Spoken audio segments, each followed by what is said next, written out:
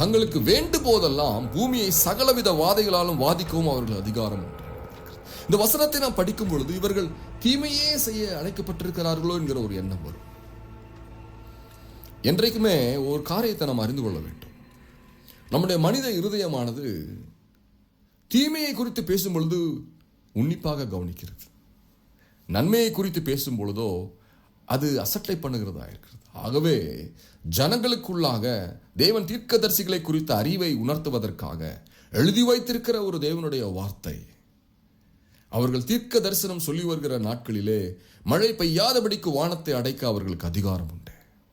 இயேசு கிறிஸ்துவை நாம் விசுவாசிக்கிறோமே, அவர் மரித்து 3வது நாள் உயிரோடு எழும்பினார் என்று விசுவாசிக்கிறோமே, அதே இயேசு கிறிஸ்துவானவர் சொல்லியிருக்கிற அதிகாரம் நமக்கு கொடுக்கப்பட்டிருக்கிறது என்பதை விசுவாசிப்பது எவ்வளவு எளிது. ஹல்லேலூயா! நீங்கள் விசுவாசிக்கிறீர்களா? வானத்தை அடைக்கவும் வானத்தை திறக்கவும் உங்களுக்கு அதிகாரம் உண்டு என்று நீங்கள் விசுவாசிக்கிறீர்களா? தேவன் அப்படிப்பட்ட ஒரு வாழ்க்கை முறைக்குள்ளாக என்னுடைய மாணவர்களை அழைக்கிறார். ஹல்லேலூயா!